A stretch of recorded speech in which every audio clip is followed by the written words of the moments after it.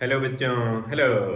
आज हम स्टार्ट करेंगे, छोटा सा एक डिस्कशन करेंगे फिजिक्स पर। फिजिक्स क्या है, फिजिक्स की अंडरस्टैंडिंग किस तरह से हम करते हैं, बेहतर बनाएं, फिजिक्स को हम किस तरह से समझें, फिजिक्स का स्कोप क्या है, फिजिक्स का हमारी लाइफ में क्या रिलेशन है, फिजिक्स में अच्छे मार्क्स किस तरह से लाएं, फिजिक्स के फार्मूले, डेरिवेशन, ऐसी बहुत सारी बातें हैं जिनको हमें समझना बहुत ज़रूरी है। फिजिक्स की बेहतर अंडरस्टैंडिंग के लिए, बेहतर समझ के लिए हमें किस तरह से पढ़ाई करनी चाहिए, क्या अपना स्टडी मेथड होना चाहिए, उन सभी बातों पर चर्चा करेंगे। और ये है फिजिक्स का एक खूबसूरत चैनल विवेक फिजिक्स नाम से आपके लिए। और यहाँ पर आपको फिजिक्स का हर एक टॉपिक, जेई मेंस और NEET, English medium, Hindi medium, चाहे वो बोर्ड एग्जाम से रिलेटेड हो या क्लास 11th का स्टूडेंट हो, क्लास 12th का स्टूडेंट हो, किसी भी एग्जाम से रिलेटेड हो, चाहे वो सीबीएसई बोर्ड का स्टूडेंट हो या कोई स्टेट बोर्ड हो, हिंदी मीडियम, इंग्लिश मीडियम, हर एक टॉपिक एनसीईआरटी पैटर्न में आपको डिटेल से यहाँ पर मिलेगी। और अभी हम छोटा सा जो डिस्कशन करेंगे वो है फिजिक्स पर।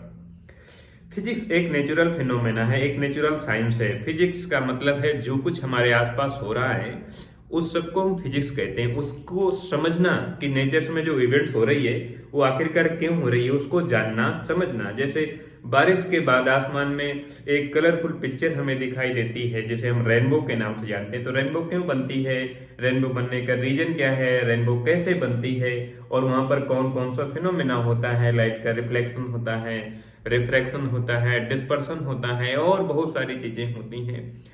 तारे क्यों टिमटिमाते हैं, टिमटिमाने का क्या रीजन है, अर्थ सन के चारों ओर घूमती है तो कौन सा फोर्स लगता है, कितनी इसकी वेलोसिटी है, ये बहुत सारे ऐसे फिनोमेना है। न्यूटन के एप्पल वाली कहानी आपने सुनी, बड़ी फेमस है कि न्यूटन एक जगह बैठे सेब के पेड़ के पास और एक सेब नीचे गिरा और न्यूटन ने उसको देखा और न्यूटन ने ये सोचा कि आखिरकार ये सेब नीचे क्यों गिरा। बाद में उन्होंने डिस्कवर किया, खोजा और जाना समझा कि ये ग्रेविटी की वजह से नीचे गिरना है और हर एक ऑब्जेक्ट ग्रेविटी की वजह से नीचे की ओर गिरता है, वर्टिकल डाउनवर्ड फ्री फॉल करता है।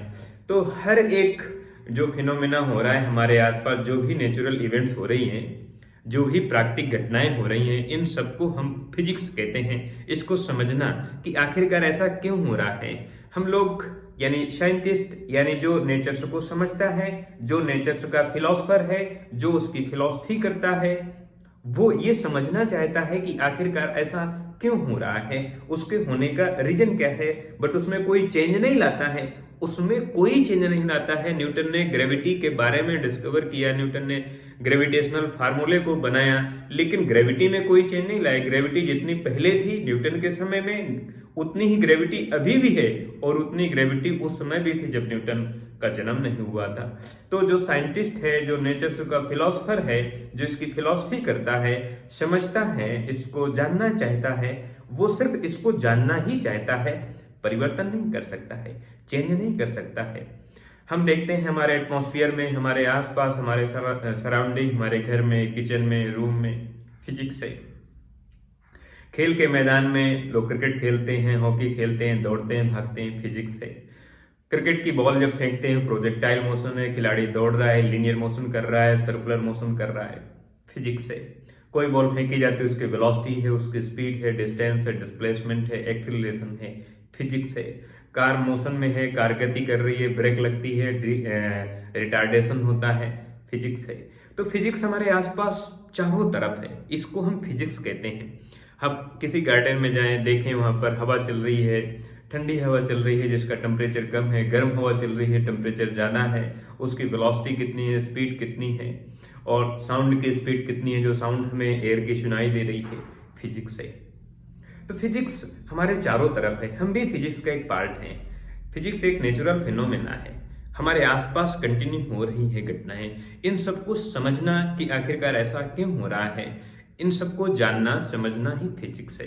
फिजिक्स का मतलब है नेचर्स को समझना, नेचर्स की अंडरस्टैंडिंग करना, नेचर्स में जो लॉ है, नेचर्स की जो एप्लीकेशन है, उनको समझना, उनको जानना, बस इसी को फिजिक्स कहते हैं।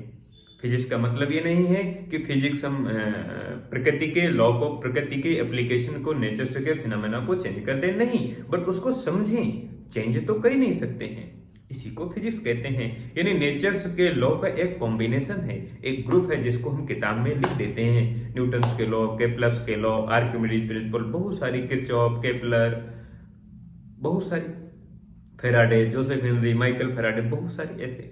तो इन सबको हम फिजिक्स कहते हैं। फिजिक्स, अब जब भी आप फिजिक्स को समझें, पढ़ें, तो पहले आप उस टॉपिक को डिटेल से समझें और फिर उसके बाद उसके न्यूमेरिकल को कैलकुलेट करें, न्यूमेरिकल कैलकुलेट करने का प्रोसेस समझें, फिर उसके हिसाब से हम आगे बढ़ेंगे। आपको टॉपिक समझ में आएगा, न्यूमेरिकल की लैंग्वेज आपको समझ में आएगी। जब भी न्यूमेरिकल सॉल्व करें तो उसका डायग्राम बनाते रहें, न्यूमेरिकल की लैंग्वेज को रीड आउट करें, कौन सी वैल्यू गिवन है, कौन सी वैल्यू हमें कैलकुलेट करना है, और उसमें से एक डायग्राम बनाना बड़ा जरूरी है।